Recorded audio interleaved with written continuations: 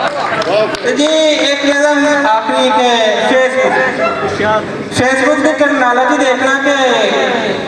कहना कि खुल के ये गल तो मैं करना वा खुल के होया सी प्यार मैनू एक बारी खुल के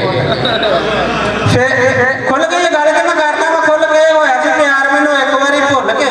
ते फेसबुक उत्ते एक मिल गई फ्रेंड सी सोहनी सी जी इन्नी कि सोहनियां दी एंड सी फेसबुक उत्ते एक मिल गई फ्रेंड सी सोहनी सी जी इन्नी कि सोहनियां दी एंड सी ते फाइंड फ्रेंड विच ओनू सी मैं लभया फाइंड फ्रेंड विच ओनू सी मैं लभया कवर फोटो वेख के दिल ते वजया ते कीती कन्फर्म उन्हें मेरी रिक्वेस्ट सी म्यूचुअल फ्रेंड्स विच सबने तो बेस्ट सी ते लड्डू ते छदाई होया ओदी प्रोफाइल ते गपशप कदी कदी हुंदी सी मोबाइल ते चैट बॉक्स विच जाके गल नूं वधा लिया कॉल नहीं सी सुनदी मैं मैसेज ला लिया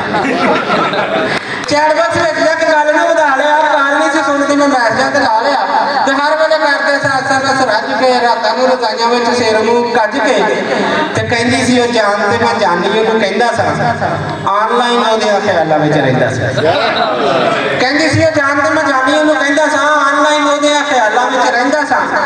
ते शेयर विद करदी जो वीडियो कमाल सी 400 दी दुनिया ते अपनी मिसाल सी ते दसा किन्ने मैनू कीता बर्बाद है मैं वा सियालकोटी लाहौर आबाद है ते एक दिन खरे सारी गल किवें खुल गई रही सी जो खीर सारी गल विच डुल गई ते बीती होई रुत मस्तानी दियां फोटोआं करदी सी टैग जवानी दियां फोटोआं ते मेरे नाल शादी नहीं ना कीती उस हां सी शोधी ते कमीनी 8 बच्चियां दी मां सी